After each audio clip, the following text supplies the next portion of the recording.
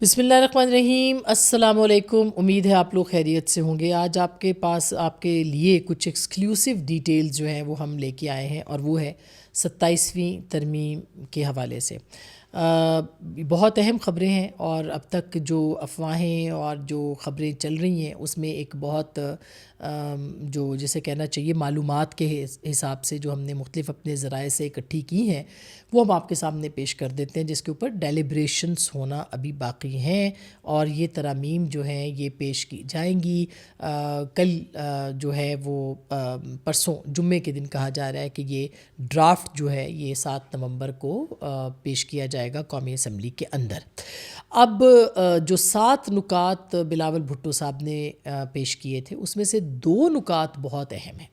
اور اسی کے اوپر ساری جو ہے وہ ڈیولپمنٹ ہوگی۔ ایک تو پہلے میں ذکر کر دوں کہ جو NFC کے حوالے سے بات ہے، ہم نے پاکستان پیپلز پارٹی کے مختلف لوگوں سے بات کی ہے، اور آف دا ریکارڈ بھی کی ہے، آن دا ریکارڈ بھی پروگرام میں ہوئی ہے۔ NFC کے شیئر کے حوالے سے پاکستان پیپلز پارٹی ایک قدم بھی پیچھے ہٹنے کو تیار نہیں ہے، اور ایک کنسنسس ان کی جماعت کے اندر ہے کہ جو صوبوں کا شیئر ہے وہ کسی صورت بھی جو ہے اس کے اوپر اتفاق نہیں کیا جائے گا، اور صوبائی خود مختاری کے اوپر بھی کسی طرح کا جو کمپرومائز ہے وہ پاکستان پیپلز پارٹی کرنے کو تیار نہیں نظر آتی۔ اب پیچھے رہ گیا کانسٹیٹیوشنل کورٹس کا معاملہ، اور اس کے ساتھ ساتھ آرٹیکل 243۔ میرے نزدیک کانسٹیٹیوشنل کورٹس کا معاملہ بھی پاکستان پیپلز پارٹی اور PMLN کے بیچ میں میری اطلاع کے مطابق طے پا چکا ہے۔ اس کے اندر میجسٹریٹس کا سسٹم، اور جو رضامندی کے بغیر ججوں کو ہٹانے کے حوالے سے جو یعنی پارلیمان کے ذریعے سے ان کے اپوائنٹمنٹ اور ان کو ہٹانا، یہ سب کچھ جو ہے وہ اس کا حصہ ہے، اور اس کی نیٹی گریٹیز بھی پاکستان پیپلز پارٹی اور PMLN کے پاس موجود ہیں، وہ اس کے اوپر کام کر رہے ہیں۔ کل اسحاق ڈار صاحب نے تقریر کی تھی، انہوں نے کہا کہ یہ کہیں اور سے نہیں آ رہی ترمیم، یہ انڈیجنس ہے، اور یہ انڈیجنس کا مطلب یہ ہے کہ یہ جو پارلیمان ہے اس کی ریکوائرمنٹ تھی، اور پارلیمان اس کو لے کے آ رہی ہے، یہ ڈار صاحب نے کہا۔ لیکن اس کا جو اہم اور بنیادی نقطہ ہے جس کے اوپر اس وقت پوری بحث جو ہے وہ چل رہی ہے، اور جو کہ جس کے اوپر شاید تفصیلات بھی اویلیبل نہیں تھی یا نہیں ہیں آن دا ریکارڈ، اس لیے ریومرز اور افواہوں کا سلسلہ جو ہے وہ بڑھ گیا۔ لیکن بہرحال ہم نے کچھ اپنے ذرائع سے بات کی، جن میں کہ پولیٹیکل ذرائع بھی ہیں اور اس کے اندر دیگر ذرائع بھی ہیں، اور ظاہر ہے ایک کیوریسٹی ایک جرنلسٹ کے طور پہ ہمیں اپنی معلومات کو اکٹھا کرنا ہوتا ہے، ہمیں دینا ہوتا ہے، تو اس سے جو ہم معلومات ہمیں ملی ہیں اس سے لگتا ایسے ہے، یعنی غالب امکان ہے کہ جو ترامیم آ رہی ہیں آرٹیکل 243 سے متعلق، جس میں کہ افواج پاکستان کے کردار یا ان کے جو عہدے ہیں یا ان کی جو اپوائنٹمنٹ ہے اس کے حوالے سے جو وہاں پہ جو اس کی شقیں ہیں، اس کے اندر بہرحال ایک ترمیم جو ہے وہ پرپوز کی جا رہی ہے، اور بہت غالب امکان یہ ہے کہ جتنی بھی اس وقت فوج کے اندر جو بھی افواج پاکستان ہے ان کو سینٹرلائز کر کے ایک سینٹرل کمانڈ جو ہے وہ کریٹ کی جائے گی، اور ظاہر ہے کہ فیلڈ مارشل صاحب جو ہیں وہ اس وقت 5 اسٹار جنرل ہیں، لگتا ایسے ہے، جو کہ اب اس کے اوپر جو ہے وہ ظاہر ہے جب تک ہم ترامیم دیکھ نہیں سکتے اس وقت تک ہم حتمی طور پر کوئی بات نہیں کر سکتے، لیکن امکان اس بات کا ہے کہ جو جوائنٹ چیف کا جو آفس ہے وہ با اختیار ہونے جا رہا ہے، اور جو سینٹرل کمانڈ ہے جیسے کہ سینٹ کام کے طور پہ امریکہ کے اندر کام کرتی ہے، یا انڈیا کے اندر CDS ہے، جوائنٹ چیف آف ڈیفنس، اس طرح کا ایک عہدہ جو ہے وہ پاکستان کی افواج کے اندر بھی جو ہے وہ کریٹ کرنے کا امکان ہے، اور یہ جو عہدہ اور یہ جو آفس ہوگا یہ اصل میں تمام افواج کو جو ہے وہ لیڈ کرے گا، اور ظاہر ہے اس وقت فیلڈ مارشل ہیں جنرل عاصم منیر، وہ آرمی چیف بھی ہیں، اور وہ ان کو یہ عہدہ بھی ان کے پاس جو ہے وہ جانے کا امکان ہے اگر ترامیم ہو جاتی ہیں اور اس کے اوپر مزید ڈیلیبریشنز ہوتی ہیں۔ اب یہ جو خبریں ہیں ان کے پاس اختیارات کیا ہوں گے، اور پھر ظاہر ہے کہ وہ اگر جوائنٹ چیف یا CDS یا سینٹ کام یا سپریم کمانڈ جو بھی اس وقت، یہ ابھی طے ہونا باقی ہے کہ ان کے عہدے کا نام کیا ہوگا، لقب کیا ہوگا، جوائنٹ چیف کا آلریڈی ایک عہدہ موجود ہے، کیا وہ اس پہ پروموٹ ہو جائیں گے؟ اور یاد رہے کہ سید شمشاد صاحب کو 29 نومبر کو ریٹائر بھی ہونا ہے، تو کیا وہ اس عہدے پر جائیں گے لیکن اس کا نام بدل جائے گا، اس کے جو اختیارات ہیں اس عہدے کے وہ بدل جائیں گے، اور کیا ان کے نیچے آرمی کی جو کمانڈ ہے وہ کون کرے گا اس کو، اور اس کا کیا عہدہ ہوگا، اس کا کیا نام ہوگا؟ یہ وہ تمام نیٹی-گریٹیز ہیں جس کو کہ طے کرنا ابھی باقی ہے، اور یہی پارلیمان کے ذریعے سے کیا جائے گا۔ اچھا، اب اس کے اوپر کیوں یہ ہونا چاہیے؟ میں مختلف سیاسی لوگوں کے ساتھ بھی میری بات ہوئی ہے، اور کچھ ذرائع سے جو ہمیں خبریں پتہ چلی ہیں وہ یہ بھی ہے کہ اس کی جو ریکوائرمنٹ تھی اور اس کی جو ضرورت تھی وہ ایک بہت طویل عرصے سے محسوس کی جا رہی تھی، یعنی جو پولیٹیکل کلاس ہے پیپلز پارٹی کی ہو یا PMLN کی ہو، وہ یہ کہتی نظر آتی ہے کہ اس کی بہت عرصے سے اس چیز کی جو ضرورت تھی وہ موجود تھی کہ ایک سینٹرل کمانڈ ہو جس کے نیچے تمام ڈائریکشنز جائیں اور وہ لیڈ کریں، اور چونکہ انڈیا نے پاکستان پر حملہ کیا اور پھر اسی دوران جو ہے وہ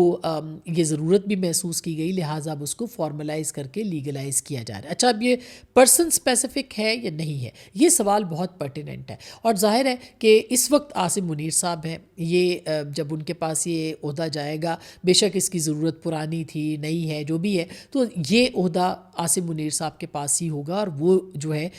ایک مزید یعنی 5 ستاروں کے ساتھ، فیلڈ مارشل کے ساتھ، وہ اس عہدے کے ساتھ جو وہ آ جائیں گے، اور جو فیلڈ مارشل کا اعزاز ہے یا جو ان کا جو کردار ہے اس کو جو ہے وہ انسٹیٹیوشنلائز کر کے اس کو کانسٹیٹیوشنلائز بھی کیا جائے گا، مگر یہ کہا جا رہا ہے کہ یہ پرسن اسپیسیفک نہیں ہوگا، اس کے بعد بھی جو بھی یعنی ان کی جگہ آئے گا وہ اسی طرح کے کردار کے اندر ہوگا۔ تو ظاہر ہے کہ یہ ایک بہت اہم بات ہوگی۔ اب ان کے جو اختیارات ہیں، دیکھیں پہلے بھی پاکستان کے اندر آرمی چیف کے اختیارات ہوتے ہیں، وہی ہر طرح کے، اگر وہ چاہیں تو اپنی پاورز استعمال کرتے بھی رہے ہیں اور استعمال بھی کر رہے ہیں۔ اس کو کانسٹیٹیوشنلائز کرنا، اس کو انسٹیٹیوشنلائز کرنا، یہ ظاہر ہے کہ یہ دیکھے گا کہ پاورز کا جو اختیار ہے وہ کیا پولیٹیکل یعنی ان کی اپوائنٹمنٹ، ان کا سلیکشن، یہ پولیٹیکل لوگوں کے پاس ہے یا نہیں ہے، اس میں کوئی تبدیلی ہوتی ہے یا نہیں ہے، یہ تو بہت اہم ہوگا دیکھنا۔ اس سے پہلے جو بھی یعنی سمجھیے کہ جوائنٹ چیف کا جو کردار تھا وہ ایک سیریمونیل تھا، اب اس کو سیریمونیل وہ نہیں ہوگا، بلکہ لگتا ایسے ہے، امکان اس بات کا ہے کہ وہی انسٹیٹیوشنلائز ہوگا، اور اس کے ہی جو ہے وہ جو کمانڈ ہوگی اس کی وہ چلے گی۔ تو اب پولیٹیکل لوگوں کے یعنی چیف کو یا جوائنٹ چیف کو وزیر اعظم جو ہے ریکمینڈ کرتے ہیں، صدر پاکستان ان کو لگاتے ہیں، سپریم کمانڈر آف جو پاکستان کے ہیں وہ صدر پاکستان ہوتے ہیں، کیا ان کے عہدے کو کم کیا جائے گا؟ یہ اب ہمیں آنے والے دنوں میں پتہ چلے گا اور دیکھنا ہوگا، مگر جو اب تک کی معلومات ہیں اس کے مطابق صدر پاکستان کے وہی اختیارات ہیں جو کہ رہیں گے ان ترامیم کے اندر، اس بات کا امکان موجود ہے، لیکن جو فوج کے اندر کی جو ایک حیت ہے یا ان کے اندر جو ایک معاملہ ہے وہ تبدیل ہوگا، اور وہ تبدیل ہو کے یہ ہوگا کہ جو جوائنٹ چیف ہیں ان کے نام، عہدے کا نام بدل کے ان کو اختیار دیا جا سکتا ہے، اس بات کا امکان ہے۔ ان کے بعد یعنی آرمی کو کون لیڈ کرے گا، وہ وائس چیف ہوگا یا چیف آف آرمی اسٹاف ہی ہوں گے، یہ ابھی دیکھنا جو ہے وہ باقی ہے، لیکن بہت سارے ممالک کے اندر یہ پریکٹسنگ چیز ہے اور اس کو کہا جا رہا ہے کہ اسی حساب سے دیکھا جائے گا۔ میرا خیال ہے کہ جو پاکستان مسلم لیگ نواز اور پاکستان پیپلز پارٹی ہے ان کے بیچ میں اس معاملے کے اوپر بھی ایگریمنٹ ہے، اور اس میں بھی جو رول ہے، جو پولیٹیکل رول ہے، جو ایگزیکٹو کا رول ہے، جو ایک سپریم کمانڈر کا رول ہے، supreme commander of arm forces کا، وہ رول جو ہے وہ کہیں پہ کم ہوتا دکھائی نہیں دیتا۔ البتہ جب یہ نیٹی گریٹی سامنے آئیں گی تو بہت سارے سوالات ہوں گے کہ کیا جو نیوکلیئر پاور اختیار کا جو اختیار ہے، جو استعمال ہے، جو بھی اس کے یعنی آپ کی جو دوسری چین آف کمانڈ ہے اس کے اندر صدر پاکستان کا رول ابھی تک ہے، تو وہ کیا وہ بھی ان کے پاس چلا جائے گا؟ پھر یہ کہ یہ اگر کوئی جو نیا عہدہ ہے، یہ نیا عہدہ جو ہے یہ انٹرنلی جو ان کی جو ریکمنڈیشنز ہیں وہ کتنی امپورٹنٹ ہوں گی. اچھا پھر یہ کہ فوج کی کمانڈ ان کے پاس ہوگی, کیا وہ آرمی سے ہوں گے یا کوئی اور بھی ہو سکتا ہے. پچھلے کچھ عرصے سے ہم دیکھ رہے ہیں کہ پہلے مختلف جو افواج تھیں وہ آتی تھیں, ان کے جوائنٹ چیف بنتے تھے, مگر اب کیا یہ بھی تبدیل ہوگا اور صرف آرمی سے ہی لوگ جو ہیں وہ اوپر آئیں گے. تو یہ بہت سارے ابھی سوالات ہیں, لیکن جو بنیادی بات ہے, اور یہ ظاہر ہے یہ طے ہونے ہیں اور اس کے لیے ڈیبیٹ ہونا ضروری ہے, اور کہا جا رہا ہے کہ ڈیبیٹ کی جائے گی, لیکن اس کو ڈیبیٹ کر کے اس کے اوپر جو ہے وہ روکا نہ جائے, اس کے اوپر فارمل ڈسکشنز ہوں, اس کے اوپر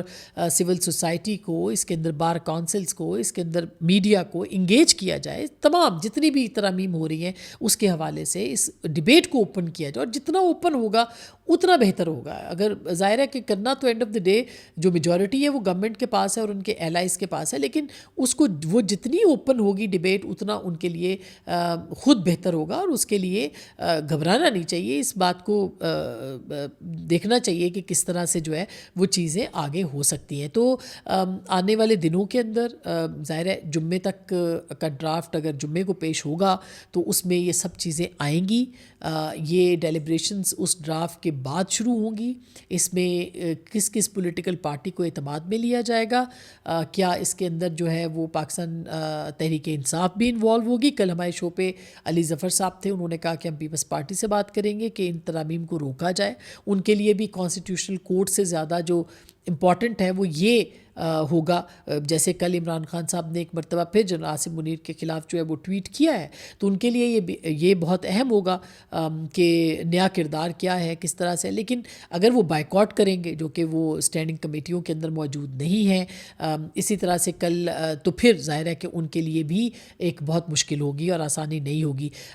اسی صورت میں شاید دیکھا جائے تو عمران خان صاحب نے محمود خان چکزئی صاحب کو بنایا ہے لیڈر آف دی اپوزیشن, جو ہے ان کو انہوں نے نامینیٹ کیا ہے قومی اسمبلی کے اندر, اور سینٹ کے اندر راجہ ناصر عباس صاحب کو انہوں نے نامینیٹ کیا ہے. اس کی بڑی وجہ یہ ہے کہ وہ کوئی بھی برڈن اپنے اوپر نہیں لیں گے. یہ لوگ اگر پولیٹیکل رستہ نکالنے کی کوشش کریں گے, اور انہوں نے کہا ہم کوئی بات نہیں کریں گے, یعنی آپ کوئی بات نہیں کریں گے لیکن محمود خان چکزئی صاحب جو ہے وہ بات کریں گے تو اس کو تسلیم کریں گے. اگر یہ بات نہیں کریں گے تو محمود خان چکزئی صاحب کی بات کو وہ کیسے تسلیم کریں گے. تو بیسیکلی انہوں نے سارا اپنے سے برڈن اپنی پارٹی سے ہٹایا ہے تاکہ وہ پبلک گیلریز کے ساتھ کھیلتے رہیں کہ محمود خان چکزئی صاحب نے راہ نکالی, محمود خان چکزئی صاحب نے سیاسی لوگوں سے بات کی اور ان کی رہائی کے لیے جو ہے وہ رستہ بنایا, اور وہ خود جو ہے جب وہ باہر نکلے تو وہ یہ کہیں کہ ہم نے تو کچھ کیا ہی نہیں, ہم تو چاہتے ہی نہیں تھے, یہ تو محمود خان چکزئی صاحب تھے, یہ تو راجہ ناصر عباس صاحب تھے جنہوں نے جو ہے وہ آگے بات کی تھی. اور پھر ان دونوں کے پاس اختیار کیا ہوگا کہ وہ کس طرح سے پولیٹیکل لوگوں کو لیڈ کریں گے یا بات کریں گے. دونوں کے پاس ایک دیکھا جائے تو اس طرح کی نشستیں نہیں ہیں, میجورٹی ان کے یعنی بڑی تعداد میں نہیں ہے, اور ایک سیٹ کے ساتھ ظاہر ہے کہ اگر آپ بناتے ہیں تو ان کی اپنی کوئی ریٹ نہیں ہوگی. عمران خان صاحب ان کو کتنا اختیار دیں گے یہ ایک الگ بحث ہے. تو نتیجتاً اصل بات یہ ہے کہ اب جو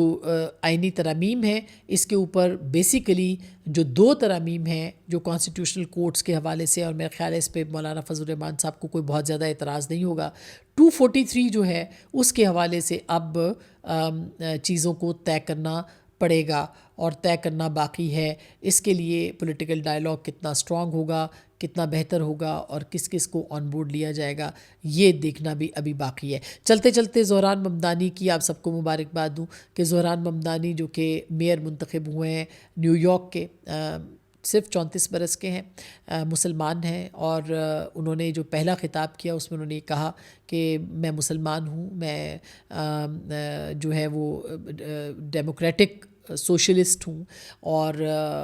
بڑا زبردست انہوں نے خطاب کیا ہے. انہوں نے تنقید بھی کی ہے, تبدیلی کے نام کے اوپر ووٹ بھی لیا ہے, لیکن جو سب سے بہترین بات ہے جو مجھے لگی ہے بہت بہترین, جو کہ ہمارے نوجوانوں کو, ہمارے ملک میں سیاستدانوں کو کرنے کی ضرورت ہے, وہ ہے امید. کہ اس نے زہران ممدانی نے جس طرح سے امید دی ہے, ہوپ دی ہے, اس ہوپ کی ضرورت ہے, اس نئی لیڈرشپ کی ضرورت ہے پاکستان کے اندر جو کہ مسائل کو بھی بتائے لیکن ساتھ ساتھ امید بھی دے، جو تبدیلی کی بات ضرور کرے لیکن ساتھ میں تباہی کی بات نہ کرے، جو کہ اس تبدیلی کی بنیاد کے اوپر جو ہے وہ نئی سوچ کو ساتھ لے کے چلے اور اپنی بات کو کہنا سیکھے، اپنی بات کو بیان کرنا سیکھے، اور اس کے ساتھ ساتھ جو ہے وہ جمہوریت کے لیے کام کرنا سیکھے، انسانی حقوق کے لیے کام کرنا سیکھے اور اپنی آواز کو بلند کرے ان تمام معاملات کے۔ زہران ممدانی ایک بڑی سکسیس سٹوری ہے کہ فلسطین کے اوپر جس طرح سے زہران ممدانی نے جو ہے وہ اپنی بات کی ہے، اسی طرح سے اپنا پوائنٹ آف ویو کہیں کمپرومائز نہیں کیا۔ اسی چیز کے لیے ان کو پورے امریکہ کے ایک سب سے بڑے شہر نے، جو کہ اس وقت دنیا کی سب سے بڑی خبر بن گیا ہے، اس نے ووٹ کیا ہے۔ یہ تبدیلی کا ووٹ ہے، یہ امید کا ووٹ ہے۔ تو میرا خیال ہے جب تک تبدیلی اور امید ساتھ ساتھ نہیں چلیں گے تب تک جو ہے پاکستان کے اندر بھی کوئی تبدیلی اور کوئی امید پیدا نہیں ہو سکتی، اور اس کے لیے لیڈرز چاہیے جو یہ نہ کہے کہ گراؤ، جلاؤ، مارو، مرو، جو یہ نہ کہے کہ ہم چلنے نہیں دیں گے، ہم کاروبار برباد کریں گے، تباہ کریں گے، جو تبدیلی کی بات کریں لیکن ایک لائے عمل کے ساتھ بات کریں، جو کہ پریگمیٹک اپروچ کے ساتھ بات کریں، جو نوجوانوں کو انگیج کریں اور پھر اپنا رستہ جو ہے وہ نکالیں۔ تو یہ مبارکباد زہران ممدانی کو، ان کی کامیابی ایک افریقن مسلم کے طور پر، جن کی والدہ جو ہے وہ ایک انڈین ہیں، ایکٹر ہیں، بہت مشہور اپنے زمانے کی ایک ایکٹر رہی ہیں، اور ان کے والد جو کہ افریقی مسلمان لیکن ہندوستان میں رہے ہیں، یہ اردو بھی بولتے ہیں، یہ فیض صاحب کو بھی سنتے ہیں، فیض صاحب کو پڑھتے بھی ہیں زہران ممدانی، تو ایک اور مسلمان بھی ہیں، پریکٹسنگ مسلم ہیں، ان کی وائف جو ہے وہ سیرین ہیں، آرٹسٹ ہیں۔ تو ایک بڑی کامیاب سٹوری ہے۔ آئی وش کہ ہم اپنے نوجوانوں کو یہ کہانی بتا سکیں کہ آپ بھی آگے بڑھ سکتے ہیں، آپ بھی اپنا رستہ بنا سکتے ہیں۔ بے شک جتنی بھی آپ کے پاس